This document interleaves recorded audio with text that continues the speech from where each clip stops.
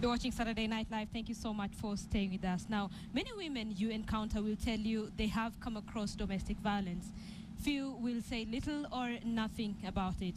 But many women have died. Others have been scarred in the hands of the men in their lives. Starting this weekend and every other Saturday, we will be taking a look at the amazing stories that are being told by Kenyans who have gone through difficult times and live to tell the tale, just as Catherine Omwanto documents the life of a woman who went through domestic violence. She didn't give up. She lives to tell the tale.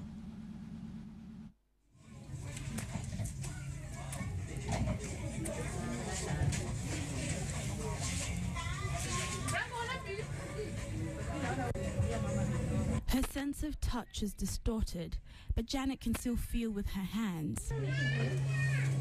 Before the incident, Janet's beauty was the talk of the town. Kama sasa ningeambiwa ati siku moja nitakuwa nimekatwa vidole, ningekuuliza nani na hii urembo yangu. Pole sana. As the story goes, she married her love in 1999 and bore him a son the next year. 2 years later, in 2002, another boy, and a third in 2005. But then a side of her husband she didn't know existed began to emerge. Na tukaachana na yeye Maina akiwa na miezi 3, hiyo 25. Nikarudi kwetu.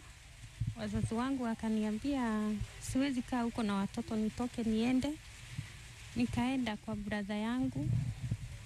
Akanikubalisha nikae kwake miezi 3. Nikaanza kutafuta vibarua za kufulia watu manguo, kuchota maji, ndio nipate kulisha watoto wangu.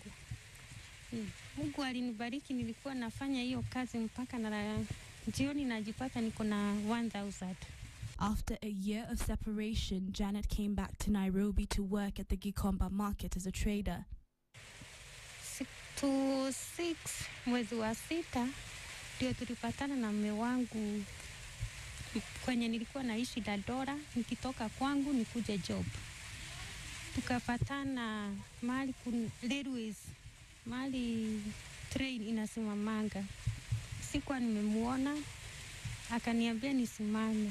Singetoroka juu nilikuwa najua kuna mbio kuniliko. So nilitia amri nikasimama.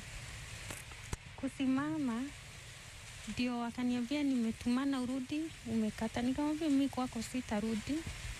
Hapo hakuna neno lingine tuliongea, alinitega, nikaanguka chini, akanidunga kisu 4 kwa mgongo na 1 kwa tumbo. Sikuwa na haja ya hivyo, wanasema nilimdunga kisu. Lakini wakati nilimwelekeza mpaka pahali nilikuwa na fikiria, nilikuwa nataka nimkate mapua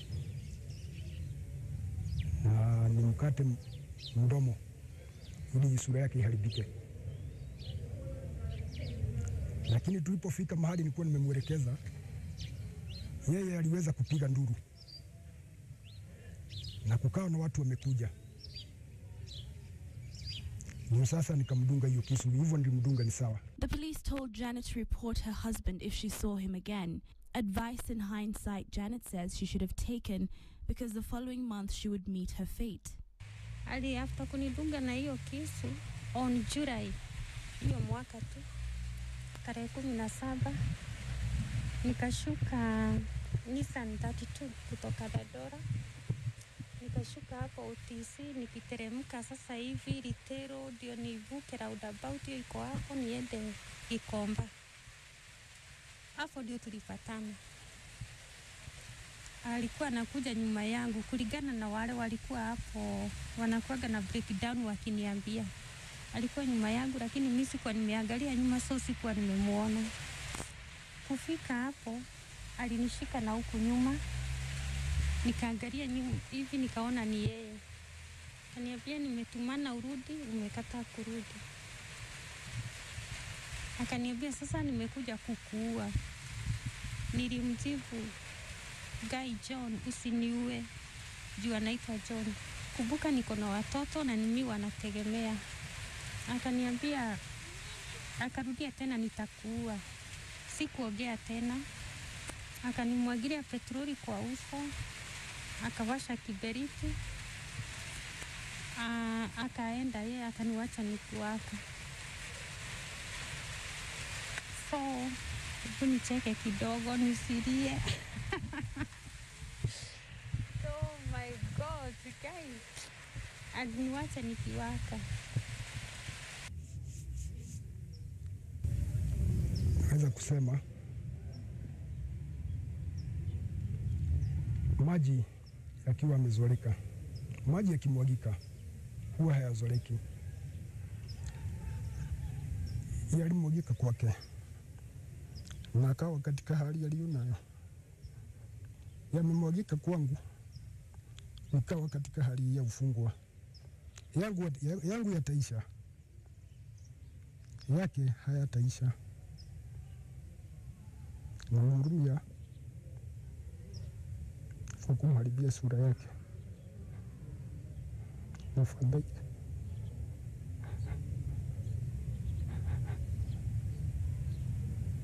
John claims he abused his wife because she would cheat on him on several occasions, an accusation Janet denies and says that it was him who broke the marriage with his infidelity.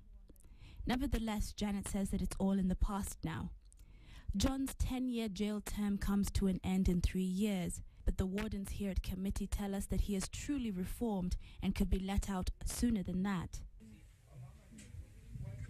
Back in Waithaka, Janet is making plans to move.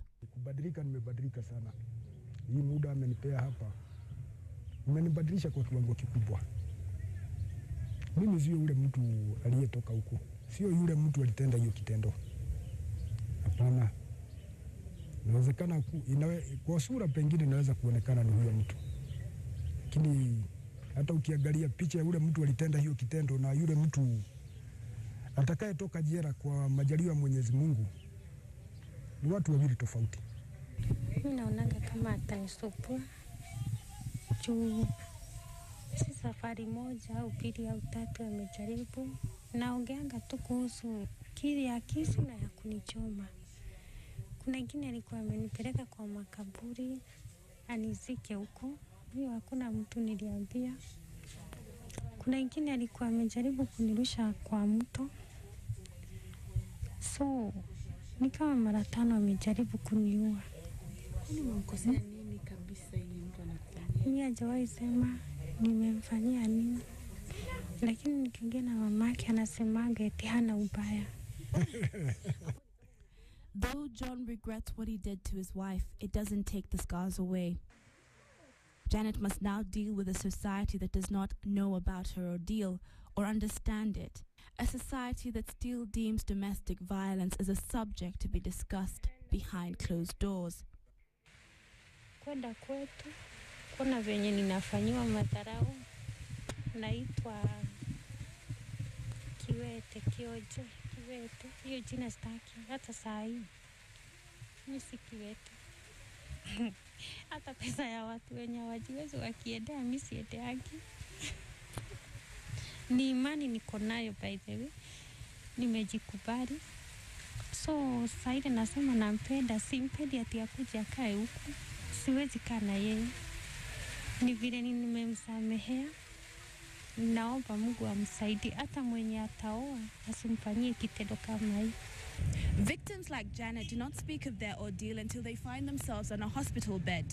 Domestic violence still remains one of the least convicted crimes in the country, and no one really wants to discuss it, whether it's against a man or a woman. Discussing domestic violence may not necessarily be the solution, but it sure is a step in the right direction. Catherine Omwando for Survivors.